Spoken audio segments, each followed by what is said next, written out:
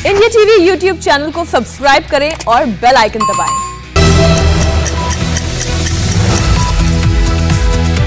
नमस्कार, सुबह के 9 बजने वाले हैं और सबसे पहले वक्त है आज की उन बड़ी खबरों पर नजर डालने का जो दिन भर सुर्खियों में बनी रहेंगी। आज देश भर में ईद मनाई जा रही है। कोरोना फ्रंट पर राहत की खबर भी है। वायरस की रफ्तार कल के मुकाबले आज स्लो रिकॉर्ड हुई है। कोरोना इमरजेंसी के बीच आज पीएम मोदी प्रधानमंत्री किसान सम्मान निधि की 8वीं किश्त भी जारी करेंगे। बिहार और यूपी में गंगा नदी में बहते शवों का मामला सुप्रीम कोर्ट पहुंच चुका है। केंद्र सरकार ने साल के आखिर तक सबके वैक्सीनेशन का प्लान तैयार कर लिया है और आज पश्चिम बंगाल के राज्यपाल जगदीप धनखड़ असम का दौरा करेंगे।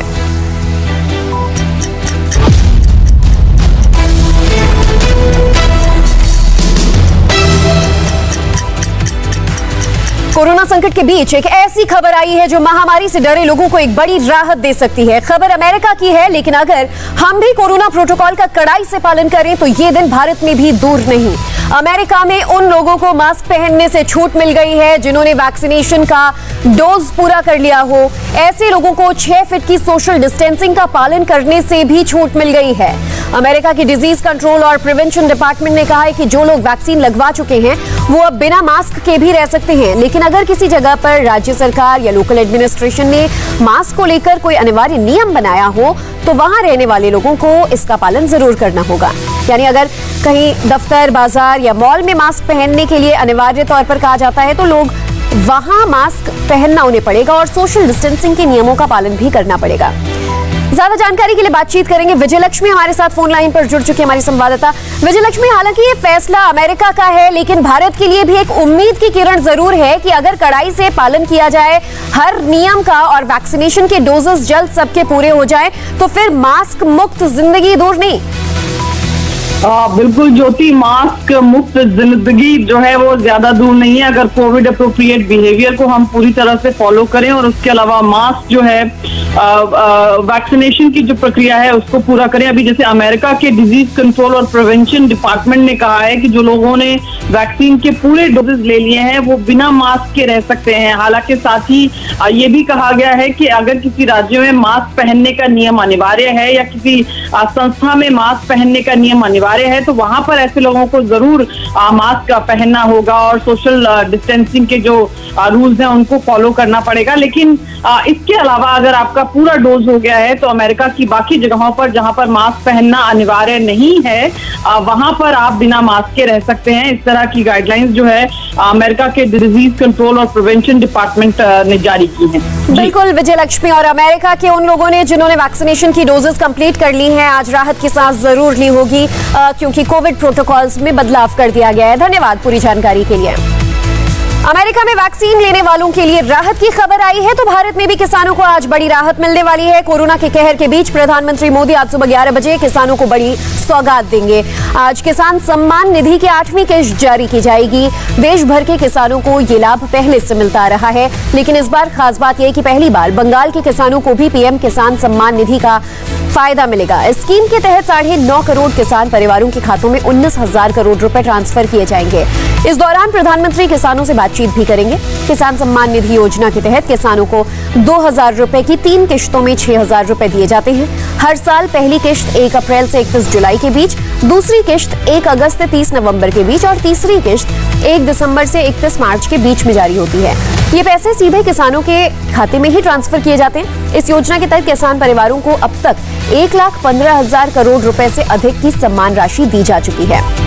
अब तक 7 किश्तें किसानों के खातों में डाली जा चुकी हैं। केंद्र सरकार ने छोटे किसानों को आर्थिक सहायता देने के लिए प्रधानमंत्री किसान सम्मान निधि स्कीम शुरू की थी।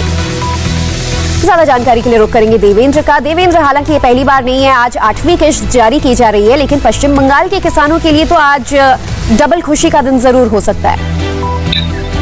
जी हाँ, निश्चित तौर पे। और आप देखें तो चुनाव के समय में ये बड़ा मसला था और पश्चिम बंगाल की सरकार अब तक इस बात की अनुमति नहीं दे रही थी कि केंद्र सरकार की तरफ से जो किसान सम्मान निधि दी जा रही है वो किसानों, बंगाल के किसानों को भी दी जाए। पश्चिम बंगाल सरकार का ये कहना होता था कि ये पैसे राज्य सरकार को दिए जाए और राज्य सरकार उन किसानों को देगी, जबकि केंद्र सरकार का जो नियम है उसके हिसाब से डीबीटी के मार्फत सीधे किसानों के खाते में पैसे ट्रांसफर किए जाते हैं। तो उस स्थिति में अब जबकि इस बार फिर से मई के पहले सप्ताह में ही केंद्रीय कृषि कल्याण मंत्री नरेंद्र सिंह तोमर ने पश्चिम बंगाल सरकार को यह खत लिखा, मुख्यमंत्री को खत लिखा, उसके अगले दिन मुख्यमंत्री ममता बनर्जी ने खत का जवाब देकर इस बात की अनुमति दे दी है। तकरीबन रफली अगर बात करें तो 21 से 22 लाख किसान ऐसे हैं जिन्होंने किसान सम्मान निधि के लिए बंगाल में अपना रजिस्ट्रेशन कराया है। लेकिन उसमें तकनीकी प्रक्रिया ये होती है कि जिनका रजिस्ट्रेशन हुआ है उसमें राज्य सरकार उन्हें सर्टिफाई करना होता है, और जिनका अकाउंट सर्टिफाई होता है केंद्र सरकार उन्हीं अकाउंट में पैसे देती है। तो ऐसी स्थिति में इस बार आज की जो धनराशि है वो तकरीबन रफली अगर बात करें तो 9 लाख के आसपास किसान ऐसे हैं जिन्हें राज्य सरकार ने सर्टिफाई किया है। तो ये अभी उन्हीं के खाते में पैसे जाएंगे, बाकी किसानों के खाते में पैसे तब जाएंगे जब राज्य सरकार उन्हें सत्यापित कर देगी। तो ये एक तकनीकी चीज है, लेकिन निश्चित तौर पर पश्चिम बंगाल के किसानों के लिए भी एक खुशखबरी कि आखिरकार उन्हें किसान सम्मान निधि मिलेगी, जो कि एक बड़ी तादाद में पश्चिम बंगाल के किसानों को आज डायरेक्ट बेनिफिट स्कीम के तहत इस राशि का फायदा मिल पाएगा। देवेंद्र बने रहेगा हमारे साथ, एक और बड़ी खबर पर अपडेट्स लेंगे। किसानों को आर्थिक सौगात के साथ साथ सरकार ने कोरोना संकट के समाधान के लिए भी बहुत बड़े प्लान पर काम करना शुरू कर दिया है। इस प्लान के मुताबिक इस साल के अंत तक देश के हर शख्स को टीका लग जाएगा। फैसिलिटीज को इस तरह से बढ़ाया जा रहा है कि 2.5 महीने के अंदर हमारे देश में वैक्सीन का फुल स्केल प्रोडक्शन भी शुरू हो जाएगा। भारत में लोगों को वैक्सीन लगाने के लिए अगस्त से दिसंबर के बीच वैक्सीन की 216 करोड़ डोज अवेलेबल हो जाएगी। इसके साथ ही बड़े पैमाने पर विदेशों से वैक्सीन खरीदने का भी इंतजाम किया गया है। सबसे पहले रूस की वैक्सीन स्पुतनिक वी अगले हफ्ते से लोगों के लिए अवेलेबल हो जाएगी और 2.5 महीने बाद जुलाई से हमारे देश में स्पुतनिक वैक्सीन का प्रोडक्शन भी शुरू हो जाएगा। वैक्सीनेशन पर सरकार का पूरा प्लान क्या है, अब आप वो भी समझिए। सरकार की तरफ से कहा गया है कि अगस्त के बाद देश में कोरोना वैक्सीन का प्रोडक्शन फुल स्केल पर होने वाला है। नीति आयोग के मुताबिक अगस्त से दिसंबर के बीच भारत में कोरोना वैक्सीन की 216 करोड़ डोज उपलब्ध होंगी और इसमें से ज्यादातर वैक्सीन का प्रोडक्शन अपने देश में ही होगा। अगस्त से दिसंबर तक सीरम इंस्टीट्यूट की कोविशील्ड की 75 करोड़ डोज उपलब्ध होंगी। भारत बायोटेक की कोवैक्सीन की 55 करोड़ डोज मिलेंगी और इसी तरह बायो ई वैक्सीन की 21 करोड़ डोज, नोवावैक्स वैक्सीन की 20 करोड़ डोज, रूस में डेवलप स्पुतनिक वैक्सीन की 15 करोड़ डोज भारत में उपलब्ध होगी। इसके अलावा जाइडस वैक्सीन की 5 करोड़ डोज तो जिनोवा वैक्सीन के 6 करोड़ डोज भी मिलने वाले हैं। हेल्थ मिनिस्ट्री को उम्मीद है कि अगले साल के शुरुआती 3 महीने तक देश में 300 करोड़ वैक्सीन उपलब्ध हो जाएगी। अगस्त और दिसंबर के बीच में 216 करोड़ अगर हम इस सीन को लेकर चले डोजेज भारत में निर्मित होंगे। अब इसमें रिस्क उतना माइनस कर दीजिए, but to be proud to say that 2 billion doses in a matter of 7-6 months will be made in India, for India, for people of India. तो इसमें कोई दो राय नहीं होनी चाहिए कि vaccine will be available for all as we move forward. And I can assure you that if I extend this estimate to early first quarter, this number is 3 billion, possibly 3 billion doses. सुना आपने, 3 billion doses का हिसाब दिया गया है। हमारे यहाँ 17 crore vaccine सबसे कम वक्त में भी लेकिन लगा दिया गया है। सिर्फ मई के महीने की बात करें तो मई में अब तक 3 करोड़ 68 लाख वैक्सीन राज्यों को मिल चुकी है, जबकि 3 करोड़ 62 लाख वैक्सीन अभी मिलने वाली है। यानी मई में देशवासियों के लिए 7 करोड़ 30 लाख वैक्सीन दी जाएंगी। मई के महीने के लिए free doses supplied by government of India to states and UTs 1.65 crore. Factual. So I'll just read the facts. Free doses in the pipeline to be supplied by Government of India to states and UTs 2.35 crore. Doses directly procured by states and UTs 1.23 crore. Doses directly procured by states and UTs but currently in pipeline 1.27 crore. Doses directly procured by private hospitals 0.80 crore, 80 lakh doses. And for therefore putting it all together in the month of May 7.30 crore doses are available for the vaccination program. Devendra हमारे साथ लगातार मौजूद हैं। देवेंद्र, नीति आयोग ने ये जो data हमारे सामने रखा है, देश में आधे से ज्यादा राज्यों के सामने एक ही समस्या है इस वक्त, वो है वैक्सीन की कमी और वैक्सीन की कमी। लेकिन इन आंकड़ों को देखें, 3 बिलियन यानी कि सफिशिएंट नहीं, जरूरत से भी ज्यादा वैक्सीन जल्दी भारत को मिल सकता है। या निश्चित तौर पर अगले कुछ महीनों में, लेकिन क्योंकि अभी जो शॉर्टेज आप देख रही है वो अभी के हालात में वो शॉर्टेज है, लेकिन अगले कुछ महीनों की अगर बात करें तो उसके बाद से जाहिर तौर पे जो आंकड़े हैं उसके हिसाब से वैक्सीनेशन की कोई समस्या नहीं रह जाएगी देश में। और केंद्र सरकार का पूरा फोकस भी है, क्योंकि सबको पता है कि अगर कोरोना से बचना है तो एप्रोप्रिएट बिहेवियर के अलावा वैक्सीनेशन ही सबसे बड़ा मंत्र है। और उसके तहत प्रधानमंत्री नरेंद्र मोदी बार बार इस बात को जोर देते रहे हैं कि ज्यादा से ज्यादा किया जाए। और आप देखें तभी नंबर के हिसाब से बात करें तो दुनिया में तीसरे नंबर पर भारत है वैक्सीनेशन के मामले में। लगभग 18 करोड़ लोगों का वैक्सीनेशन किया जा चुका है, लेकिन क्योंकि आबादी इतनी बड़ी है तो वहां पे एक बड़ा चैलेंज रहा है जाहिर तौर पे सरकार के सामने। और अब उसके लिए आगे का जो प्लान है उसमें दिख रहा है कि अगले 6 से 7 महीने के भीतर कम से कम वैक्सीनेशन को लेकर देश की लगभग पूरी आबादी का वैक्सीनेशन किया जा सकेगा। बहुत वॉर लेवल पे इस काम को किया जा रहा है। जी, अभी के जैसे हालात हैं देवेंद्र, 6 से 7 महीने का भी अगर लोग इंतजार कर लेते हैं तो वो वक्त दूर नहीं जब भारत में हर शख्स वैक्सीनेटेड होगा और जल्द ही शायद हमारे यहाँ भी कोविड प्रोटोकॉल्स में फिर अमेरिका जैसी छूट देखने को मिल सके। शुक्रिया देवेंद्र फिलहाल आपका इस पूरी जानकारी के लिए। तो इधर रूस में डेवलप स्पुतनिक वैक्सीन अगले हफ्ते भारत में भी लगना शुरू हो जाएगी। रूसी वैक्सीन स्पुतनिक वी की खेप भारत आ गई है। नीति आयोग के मेंबर डॉक्टर वी के पॉल ने बताया कि भारत में स्पुतनिक वैक्सीन का प्रोडक्शन जुलाई से शुरू भी हो जाएगा। भारत में स्पुतनिक वैक्सीन का प्रोडक्शन डॉक्टर रेड्डीज लैबोरेटरीज किया जाएगा। रूस में इस वैक्सीन को पिछले साल अगस्त से में इस्तेमाल की मंजूरी दे दी गई थी। भारत ने 12 अप्रैल को इसके यूज की मंजूरी दी। स्पुतनिक वैक्सीन के 92% तक असरदार रहने का दावा किया गया है। स्पुतनिक वैक्सीन देश में आ गया है और आज मुझे ये कहते हुए खुशी है कि अगले हफ्ते हमें उम्मीद है कि Sputnik vaccine will be available in the market. जो लिमिटेड सप्लाई पहली आई है वहाँ से वो उसकी बिक्री शुरू होने की उम्मीद है अगले हफ्ते, अर्ली नेक्स्ट वीक, और उसके बाद उनकी और सप्लाईज आएंगी और फिर जुलाई के महीने से ये बनना शुरू हो जाएगा। और ये सब कुछ उस पीरियड में 15.6 करोड़ तक बनने का एस्टीमेट है from the company and from the information that's available to us. बहुत खुशी है कि स्पुतनिक ने यहाँ काम किया, रेगुलेटरी प्रोसेसेस को फॉलो करते हुए ट्रायल किया, जल्दी से आए और मिलकर एक अच्छा वैक्सीन बनाया। वहीं कोरोना वैक्सीन को लेकर एक और बड़ी खबर आई है। सरकार ने वैक्सीनेशन के प्रोटोकॉल में बदलाव भी किया है। अब कोविशील्ड वैक्सीन के 2 डोज के बीच 12 से 16 हफ्ते का अंतर होगा। National technical advisory group on immunisation यानी कि NTAGI ने कोविशील्ड की 2 डोज के बीच 12 से 16 हफ्ते का अंतर रखने की सिफारिश की थी, जिसे स्वास्थ्य मंत्रालय ने मंजूर कर लिया है। 3 महीने में ये दूसरी बार है जब कोविशील्ड के 2 डोजेस के बीच के दायरे को बढ़ाया गया है। मार्च में केंद्र सरकार ने कोविशील्ड वैक्सीन की 2 डोज के बीच के अंतर को 4 से 8 हफ्ते का रखा था। इसके बाद इसे 4 से 6 हफ्ते, इससे पहले 4 से 6 हफ्ते का था। लेकिन एक बात और आपको क्लियर कर दें कि ये भारत बायोटेक की कोवैक्सीन के 2 डोजेस के बीच के वक्त में बदलाव नहीं है, सिर्फ कोविशील्ड के वक्त में बदलाव किया गया है। काफ़ी साइंटिफिक डेलिब्रेशन हुआ है और अभी हो भी रहा है। एक कोविड वर्किंग ग्रुप है national technical advisory group of immunisation का, उसकी कोई 4 मीटिंग हो चुकी हैं, उसमें डिस्कशन काफ़ी हुआ है। उसके जो वैक्सीन के निर्माता भी हैं जो ऑक्सफोर्ड वाले, उनसे भी डिस्कशन हुआ, उनसे भी प्रेजेंटेशन किया गया और उनके पास कुछ नया डेटा भी आया, वो भी देखा गया और फिर ये STSC कमेटी में पेश किया गया और कल नेगवैक में भी फिर डिस्कस हुआ था कल इवनिंग में, और आज सुबेरे national technical advisory group of immunisation में भी डिस्कस हुआ है।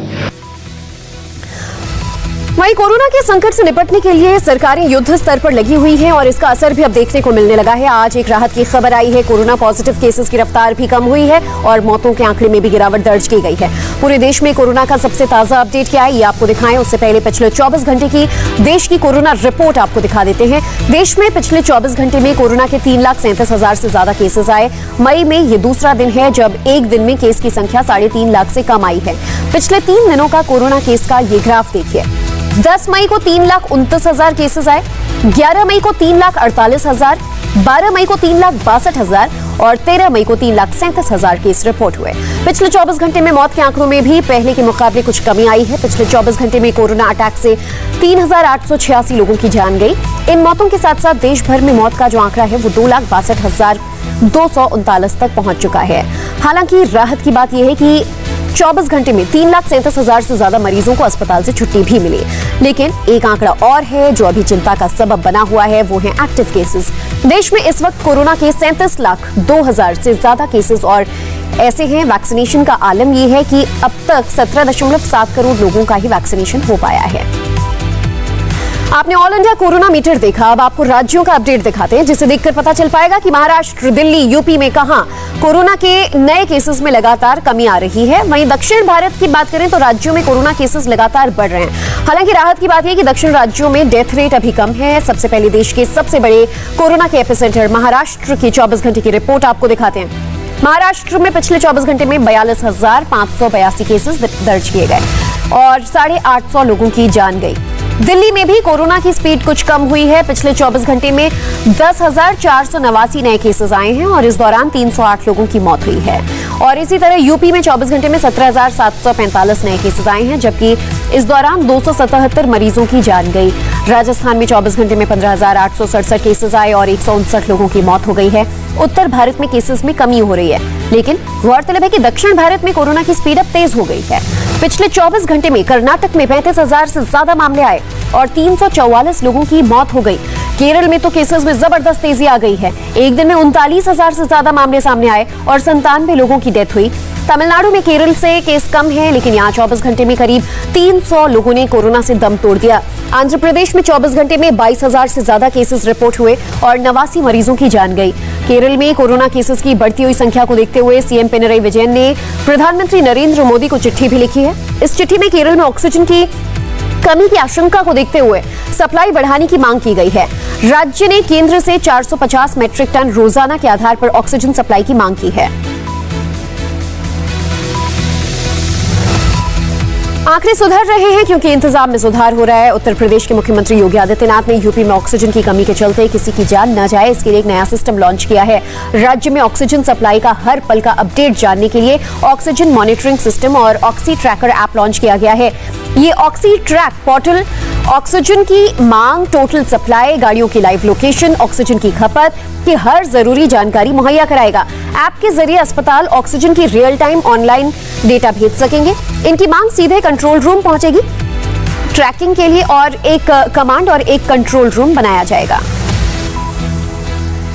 कोरोना वायरस की सेकेंड वेव के बीच गंगा में बहते हुए शव मिलने से हाहाकार मचा हुआ है। अब इस संबंध में सुप्रीम कोर्ट में याचिका दायर की गई है। ये याचिका उन मौतों की जांच के लिए उनकी मांग की गई है जिनके शव बिहार और उत्तर प्रदेश में गंगा नदी में बहते पाए गए थे।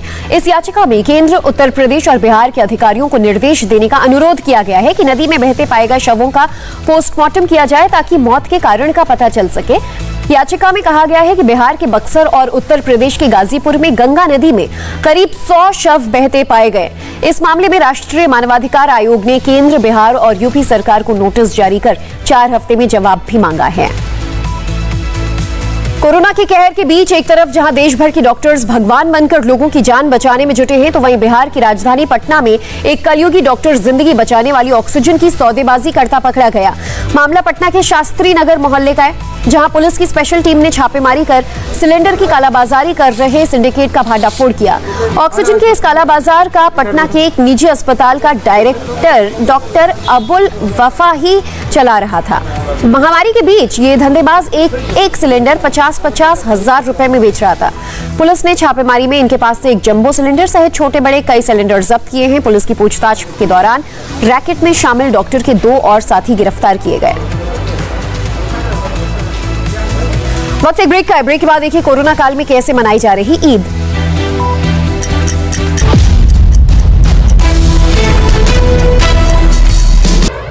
दुनिया भर में आज ईद का त्योहार मनाया जा रहा है। भारत में इस समय कोरोना का संकट भी चल रहा है, जिसे देखते हुए मुस्लिम धर्मगुरुओं ने लोगों से आज सोशल डिस्टेंसिंग का पालन करते हुए ईद मनाने की अपील की है। आज सुबह से ही मस्जिदों में नमाज भी अदा की जा रही है। रुक करेंगे हमारे संवाददाता अतुल भाटिया का। अतुल, आज खासतौर पर दिल्ली एनसीआर में ईद के मद्देनजर कोविड प्रोटोकॉल्स का पालन कैसे किया जा रहा है? ईद के इस पर्व को कैसे मनाया जा रहा है? क्या कुछ तैयारियां नजर आ रही हैं? देखिए ज्योति, मैं इस समय जामा मस्जिद पर मौजूद और यहाँ पर आप हालात देखिए, हजारों की संख्या में लोग यहाँ पर जो है वो ईद की नमाज के दिन होते हैं, लेकिन आज पूरे तरीके से मस्जिद जो है वो यहाँ पर खाली है। सुबह 6 बजे जो अहमद बुखारी जो कि इमाम है यहाँ के, सैयद अहमद बुखारी, वो यहाँ पर पहुंचे थे। 7 से 8 लोग उनके साथ थे, मस्जिद का स्टाफ था और उन्हीं लोगों ने यहाँ पर ईद की नमाज अदा की। और जिस तरीके से मुस्लिम धर्मगुरु लगातार ये बात कह रहे थे कि जो लोग हैं वो अपने घरों से ही ईद की नमाज अदा करें, लोगों ने इसको फॉलो किया। सोशल डिस्टेंसिंग यहाँ पर देखने को मिली। लोग जो है वो मस्जिद की तरफ नहीं आए। बाहर जो है वो पुलिस का काफी सुरक्षा इंतजाम काफी कड़ा था। लोग ये देखा गया कि अपने घरों से ही ईद की नमाज अदा कर रहे थे। बिल्कुल अतुल, बहुत अच्छी तस्वीरें भी नजर आ रही हैं। जो इससे पहले मार्केट की तस्वीरें सामने आई थी वो डरा देने वाली थी, लेकिन आज आप जामा मस्जिद की तस्वीर दिखा रहे हैं जहां हर बार ईद पर नमाज अदा करने के लिए भीड़ होती थी, आज पूरी तरह से खाली है क्योंकि लोग घरों में रहकर ईद मना रहे हैं। शुक्रिया अतुल पूरी जानकारी के लिए। यूपी में कोरोना के हालात को कंट्रोल करने के लिए ग्राउंड जीरो से योगी आदित्यनाथ का प्रण, दिखाएंगे पूरी खबर ब्रेक के बाद। नमस्ते, मैं हूं मीनाक्षी जोशी। वीडियो और खबरों से अपडेट रहने के लिए India TV YouTube channel subscribe करें, बेल आइकन दबाना ना भूलें। जुड़े रहें इंडिया टीवी के साथ।